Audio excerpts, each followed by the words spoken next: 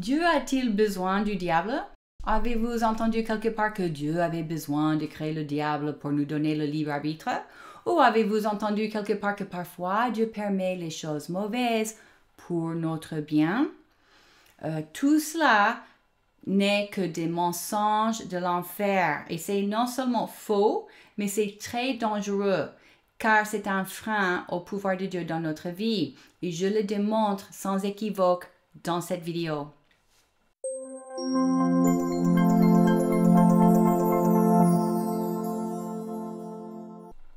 Bonjour les amis, aujourd'hui j'ai à cœur de parler d'un mensonge du diable très dangereux qui a réussi à tromper même des chrétiens. C'est le mensonge selon lequel Dieu a besoin de Satan.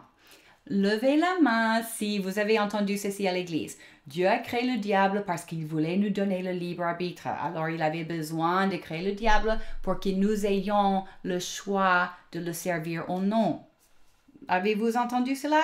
Moi, j'ai entendu cela à l'église toute ma vie. Et je vais montrer dans cette vidéo que cet argument vient directement de l'enfer pour bloquer la puissance de Dieu dans notre vie. Pour démontrer en quoi ce mensonge consiste, considérons l'une des organisations que Satan utilise pour concrétiser ses desseins sur terre, la franc-maçonnerie. La plupart des francs-maçons sont loin de s'imaginer qu'ils servent le diable, mais plus ils montent en rang ou en grade, plus ils comprennent que leur Dieu est Satan, mais ils l'appellent Lucifer. Lisons ensemble un extrait du discours de Albert Pike du 4 juillet 1889 destiné aux membres du 32e degré du rite écossais des francs-maçons. Albert Pike occupait le poste de souverain grand commandeur du Conseil suprême du rite écossais, juridiction du sud des États-Unis, de 1859 à 1891. Je cite, « Nous vénérons un Dieu qui est en fait un Dieu compris sans superstition. Nous tous, initiés de haut grade, devons continuer à vivre notre religion dans la pureté de l'enseignement de Lucifer. Si Lucifer n'était pas Dieu, serait-il calomnié par Adonai dont les actes témoignent de cruauté, de haine envers son prochain et de rejet de la science? Oui, Lucifer est Dieu et Adonai est aussi, hélas, Dieu. La loi éternelle dit qu'il n'y a pas de lumière sans ombre, de beauté sans laideur, de blancheur sans noirceur, car l'absolu ne peut exister que dans deux dieux. C'est pour cela que l'enseignement du satanisme est de l'hérésie. La vraie religion philosophique, c'est la foi en Lucifer, le dieu de la lumière, mise au même rang qu'Adonai. Mais Lucifer, dieu de la lumière et du bien, se bat pour les hommes contre Adonai, dieu de l'obscurité et du mal.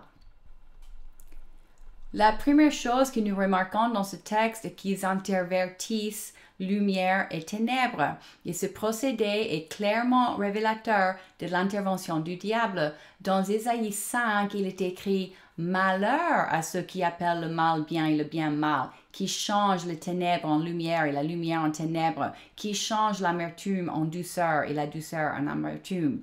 Malheur à ceux qui sont sages à leurs propres yeux et qui se croient intelligents. » Les francs-maçons se croient sages avec un accès à la connaissance secrète, mais ils ne sont sages qu'à leurs propres yeux. Le désir du diable de se mettre au même rang que Dieu et de se positionner comme une entité indispensable pour Dieu est confirmé dans la Bible canonique. Lisons dans Ésaïe 14. « Comment as-tu tombé du ciel, astre brillant, fils de l'aurore? Te voilà abattu par terre, toi qui terrassais les nations. » Tu disais dans ton cœur, je monterai au ciel, je hisserai mon trône au-dessus des étoiles de Dieu, et je siégerai sur la montagne de la rencontre, à l'extrême nord. Je monterai au sommet du nuage, je ressemblerai au Très-Haut. Pourtant, tu as été précipité dans le séjour des morts, dans les profondeurs de la tombe. Ceux qui te voient te fixent du regard, ils t'examinent avec attention. Est-ce bien cet homme-là qui faisait trembler la terre, qui ébranlait des royaumes, qui rendait le monde pareil à un désert, qui dévastait ses villes et ne relâchait pas ses prisonniers? Tous les rois des nations, oui tous, reposent dans la gloire chacun chez lui, mais toi, tu as été jeté loin de ton tombeau comme un rejeton méprisé. Ton linceul, ce sont des morts transpercés par l'épée et précipités par les pavés d'une tombe. Tu es pareil à un cadavre qu'on piétine. Ici, nous voyons que Lucifer, le diable tel qu'il s'appelait avant qu'il ne soit maudit et jeté sur terre, voulait être au même niveau que Dieu. Le texte ne dit pas que Lucifer voulait détrôner Dieu, il dit qu'il s'est gonflé d'orgueil, il a voulu se hisser au même niveau que Dieu. Et nous avons lu dans le discours d'Albert Pike l'argument diabolique selon lequel Dieu a besoin du diable, que Dieu ne peut pas être Dieu sans lui. Il affirme que la lumière ne peut pas exister sans ombre et la blancheur ne peut pas exister sans noirceur. Et c'est justement sur ce mensonge que se construit la fausse croyance selon laquelle Dieu avait besoin de créer le diable, car sans le diable, nous n'aurions pas le libre arbitre. Une autre fausse croyance que j'ai entendue est que Dieu avait besoin de créer le diable pour montrer sa bonté, car sans la méchanceté, nous n'aurions pas de repère pour savoir que Dieu est bon. Or, cette fausse croyance est très dangereuse et bloque la puissance de Dieu dans nos vies et je vais expliquer comment. Mais d'abord, je vais démontrer que c'est totalement faux. Lisons dans Ézéchiel 28. La parole de l'Éternel m'a été adressée. Fils de l'homme, prononce une complainte sur le roi de Tyr. Tu lui annonceras, voici ce que dit le Seigneur l'Éternel. Tu représentais la perfection. Tu étais plein de sagesse, tu étais d'une beauté parfaite, tu étais en Éden, le jardin de Dieu, tu étais couvert de toutes sortes de pierres précieuses. Là, il nomme les pierres précieuses, ainsi que de l'or. Tes tambourins et tes flûtes étaient à ton service, préparés pour le jour où tu as été créé. Tu étais un chérubin protecteur aux ailes déployées. Je t'avais installé et tu y étais sur la sainte montagne de Dieu. Tu marchais au milieu des pierres étincelantes. Tu étais intègre dans ta conduite depuis le jour où tu as été créé, et ce jusqu'à ce qu'on trouve de la injustice chez toi. À cause de la grandeur de ton commerce, tu as été rempli de violence et tu as péché. Je te précipite de la montagne de Dieu et je te fais disparaître, chérubin protecteur, du milieu des pierres étincelantes. Ton cœur s'est enorgueilli à cause de ta beauté. Tu as corrompu ta sagesse à cause de ta splendeur. Je te jette par terre, je te livre en spectacle au roi. Par le grand nombre de tes fautes, par l'injustice de ton commerce, tu as profané tes sanctuaires.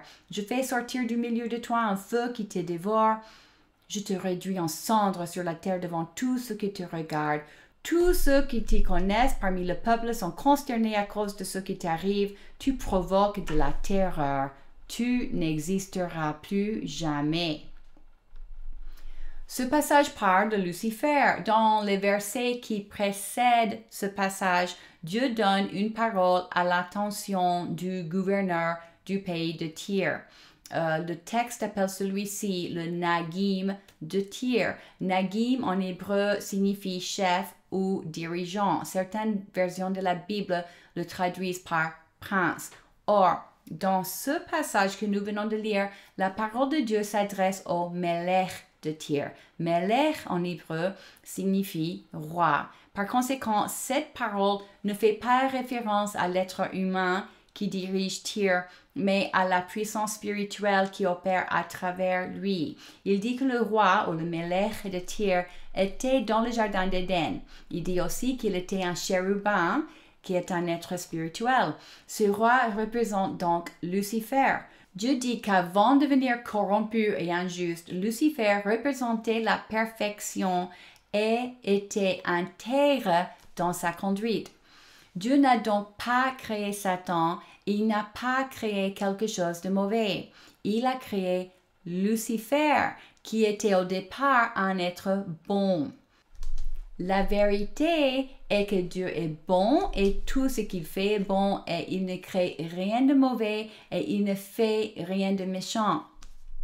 D'ailleurs, notez que Lucifer avait le libre arbitre. Il avait la possibilité de désobéir à Dieu et il l'a fait. Et c'est clair qu'il l'a fait sans que personne ni rien ne l'y pousse. Il l'a fait de son propre gré. Voilà la preuve qu'une entité méchante n'est pas requise pour le libre arbitre. En plus, Lucifer a convaincu un tiers des anges à le suivre dans son péché. Alors les anges aussi ont le libre arbitre. Et je vous donne encore un autre exemple. Nous avons vu dans ma vidéo sur l'alliance entre Dieu et Noé que les êtres spirituels nommés les veilleurs ont désobéi à Dieu. Alors eux aussi avaient le libre arbitre. Dieu n'est pas un tyran et tous ses serviteurs, qu'ils soient humains ou spirituels, le servent volontairement. Dieu n'avait pas besoin de créer un être méchant pour nous donner du choix. Il aurait pu le faire sans le diable. La raison pour laquelle Dieu a placé l'arbre de la connaissance du bien et du mal au milieu du jardin d'Éden, c'était parce que Dieu avait placé Lucifer comme gouverneur sur la terre au tout début. Et c'est pour cela que Dieu l'a renvoyé sur terre lorsqu'il a essayé de hisser son trône au ciel. Puis, quand Dieu a créé Adam et a placé ce dernier comme gouverneur sur la terre, pour des raisons légales, il a eu besoin de lui donner le choix de servir le diable, sinon la gouvernance de l'homme aurait été illégitime. Le diable était là avant l'homme, et c'est pour cela qu'il était dans le jardin d'Éden avec Adam et Ève. Dans son génie, Dieu a placé des limites temporelles autour de la gouvernance qu'il a confiée à l'homme. Nous avons examiné cela dans les vidéos dont je vous transmets les liens ci-dessous. Au 4e jour de la création, Dieu a créé le soleil, la lune et les étoiles pour marquer le passage du temps et initier un genre de compte à rebours pour la période de la gouvernance de l'homme sur Terre, période connue comme le bail terrestre. Et en revanche, je ne vois aucune référence dans la Bible à une limite temporelle pour la gouvernance que Dieu avait accordée à Lucifer. Permettez-moi de partager avec vous mon interprétation des choses. Rappelons-nous ma vidéo sur Yom Kippour où nous avons vu que les veilleurs ont désobéi à Dieu et Dieu les a punis en les condamnant à une sorte de prison dans les entrailles de la terre. Mais notez que lorsque Lucifer a péché, il n'était ni en enfer, ni dans un donjon spirituel, mais rebalancé sur terre. Et l'impact de sa chute a détruit la terre et a laissé celle-ci dans un état de chaos. Puis, Dieu a imprimé un nouveau commencement. Il a créé l'homme à son image et il lui a confié le pouvoir de dominer sur la terre. Pour légitimer cette décision, il a donné à l'homme le droit de refuser une alliance avec lui et de servir le diable. Et sachant d'avance que l'homme allait pécher, il a limité la période de sa gouvernance à 6000 années solaires. En même temps, Dieu savait que le diable était tellement aveuglé par son orgueil qu'il ne pouvait pas résister à la tentation de duper l'homme et de le priver de sa gouvernance. Alors, qu'a-t-il fait? Il a échangé son droit de rester sur terre éternellement contre une gouvernance de 6000 années solaires. Vous avez compris? En acceptant la gouvernance qu'Adam lui a transmise, le diable a échangé son droit de rester sur terre éternellement contre une gouvernance de 6000 ans. Du coup, le diable n'a qu'un droit limité pour rester sur terre. À la fin du bail terrestre, il sera lié pendant 1000 ans, puis jeté pour l'éternité en enfer, l'endroit que Dieu a prévu pour lui ainsi que pour les anges qui l'ont suivi dans son péché. Cela me rappelle l'histoire d'Ésaü dans Genèse chapitre 25. Ésaü a échangé son droit d'aînesse contre du potage aux lentilles. Dans Ézéchiel 14, nous avons lu qu'une fois que le diable sera précipité dans le séjour des morts, et je cite, « Ceux qui te voient te fixent du regard, ils t'examinent avec attention. Est-ce bien cet homme-là qui faisait trembler la terre, qui ébranlait des royaumes, qui rendait le monde pareil un désert, qui dévastait ses villes et ne relâchait pas ses prisonniers? » C'est-à-dire, un jour, nous verrons le diable tel qu'il est vraiment et nous serons interloqués. C'est lui, ce pauvre rien du tout, qui faisait trembler la terre et qui ébranlait des royaumes? Ézéchiel 28, verset 19 dit qu'il n'existera plus jamais. Alors, il est clair que Dieu n'a point besoin du diable. Un jour, le diable n'existera plus, tandis que Dieu existera pour toujours. Néanmoins, ce mensonge est à la base de nombreuses fausses croyances qui bloquent la puissance de Dieu dans nos vies. Par exemple, combien de fois avez-vous entendu quelqu'un dire que parfois Dieu permet la maladie ou autre chose de mauvais pour notre bien? Une fois, une amie me racontait l'histoire d'une femme qui venait de mourir et c'était vraiment tragique, une jeune maman chrétienne qui avait laissé derrière elle un mari et 2 jeunes enfants, malgré le fait que beaucoup de personnes priaient pour elle.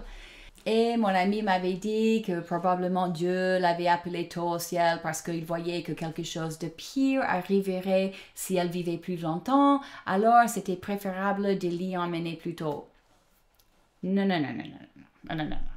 Dieu n'a pas besoin de faire quelque chose de mal pour faire du bien. Réfléchissons un peu. Tout d'abord, Dieu est la source de la vie et il ne peut donner quelque chose qu'il n'a pas. La maladie ne vient pas de lui. Il y a des personnes qui disent « ouais, il ne le fait pas, mais il le permet ».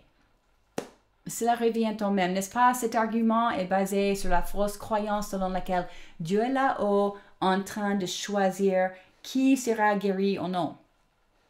La Bible dit que Jésus-Christ a pris toutes nos souffrances, nos douleurs et nos maladies dans son corps sur la croix pour nous en libérer. Et c'est par ces blessures que nous avons été guéris. Cela tient du passé. Nous avons déjà été guéris par l'acte de Jésus-Christ sur la croix il y a 2000 ans. Or, les promesses de Dieu sont saisies par la foi, et la foi est la ferme assurance de ce que Dieu dit. Autrement dit, c'est d'être en plein accord avec Dieu. Et si nous croyons un mensonge, par définition, nous ne sommes pas d'accord avec lui. Car Dieu ne dit que la vérité. En revanche, tous les mensonges viennent du diable. Croire en mensonge revient à être d'accord avec le diable et cet accord lui donne le droit légal d'agir et par conséquent bloque l'action de Dieu. Dieu ne tue pas les gens, Dieu ne rend personne malade, c'est pas la volonté de Dieu que les gens soient pauvres. Voilà un autre mensonge répandu au sein de l'Église que j'aperçois souvent en France. Cette notion que Dieu nous donne juste à peine pour satisfaire nos besoins, mais pas plus, pour empêcher que nous devenions orgueilleux. Autre mensonge de l'enfer. Jésus dit qu'il est venu afin que ses brebis aient la vie et l'abondance. La Bible dit qu'en Christ, nous sommes enrichis à tout point de vue. Notre héritage en Christ est une portion double. Une portion double signifie plus qu'assez. Écoutez, Dieu a maintes manières de corriger nos problèmes de caractère. Il n'a nullement besoin du diable pour nous corriger ou pour nous apprendre ses voies. Ceci dit, est-ce que, une fois que nous avons péché, Dieu est assez puissant pour l'utiliser pour notre bien? Oui, bien sûr, mais cela ne veut pas dire qu'il a besoin que nous commettions des péchés pour qu'il puisse nous faire du bien. Ne soyons pas dupes, il n'y a aucune trace de bien dans la méchanceté. C'est facile de tomber dans ce piège. Moi-même, je manque de me faire avoir de temps à autre. Par exemple, ceux qui habitent en France se souviendront du pass sanitaire imposé en France pendant la pandémie du... Bon, je ne le dis pas pour ne pas attirer l'attention de l'algorithme YouTube. Le pass sanitaire était requis pour entrer dans un grand nombre de lieux publics. Et lorsque mon mari a attrapé la maladie en question, je me suis dit, ce serait génial s'il m'arrive à me contaminer. Comme ça, j'aurai le pass sanitaire et je pourrai aller au restaurant. Une nuit, au lit à côté de mon mari, j'ai senti ce tressautement sur mon visage et j'ai pensé, super, j'espère qu'il me contaminera. Et le Saint-Esprit m'a secoué, il a dit, oh, rien de bon ne peut résulter du fait de recevoir quelque chose de Satan. Oh, vous rendez-vous compte, la maladie vient du diable et je voulais recevoir la maladie. Cela revient à recevoir quelque chose de Satan. C'est-à-dire, j'invitais le diable à venir dans ma vie et j'acceptais d'échanger ma santé pour du potage aux lentilles. En gros, pour aller au restaurant. Vous vous imaginez la folie de ça? Pourtant, j'ai failli le faire. Lorsque Dieu m'a dit cela, j'ai reconnu mon tort, je me suis repenti, j'ai reçu son pardon, je me suis remise sous la protection du royaume de Dieu et j'ai refusé de recevoir quoi que ce soit du diable. Je n'ai pas attrapé la maladie en question et je n'ai pas eu de passe sanitaire, mais je m'en moque. Rien de bon ne peut résulter du fait de recevoir quoi que ce soit de Satan. Jésus dit dans Matthieu chapitre 5, « Si ton œil droit te pousse à mal agir, arrache-le et jette-le loin de toi, car il vaut mieux pour toi subir la perte d'un seul de tes membres que de voir ton corps entier jeté en enfer. Et si ta main droite te pousse à mal agir, coupe-la et jette-la loin de toi, car il vaut mieux pour toi subir la perte d'un seul de tes membres que de voir ton corps entier jeté en enfer. » Lorsque j'ai raconté à mon mari ce que Dieu m'avait dit, mon mari s'est rappelé aussi qu'il n'avait pas besoin de recevoir cette maladie. Dans son cas, la maladie est entrée par intrusion, non par invitation. Mais une fois qu'elle était là, mon mari avait l'autorité soit de la laisser, soit de l'expulser. Il l'a expulsée, il s'est guéri le jour même. Pour conclure, Dieu est bon et il ne donne que de bonnes choses, il ne fait que de bonnes choses. Et il n'a pas besoin du diable pour quoi que ce soit. D'autre part, le diable est méchant et il ne fait que voler, égorger et détruire. Rien de ce qu'il propose est bon, aussi agréable que cela puisse paraître.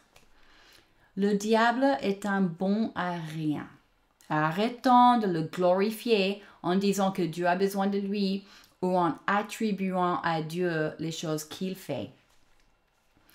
En dessous de cette vidéo, j'ai placé des liens vers des promesses de Dieu dans la Bible au sujet de la santé, la prospérité et notre identité en Christ que vous pouvez télécharger gratuitement. Et j'ai aussi fait des pistes audio de ces promesses que vous pouvez écouter à tout moment. La parole de Dieu est une semence impérissable et porte toujours ses fruits s'il n'est pas étouffé par des fausses croyances. Méditez jour et nuit ces promesses et vous verrez une transformation dans votre vie. Bon, c'est tout pour aujourd'hui. Soyez bénis et à bientôt!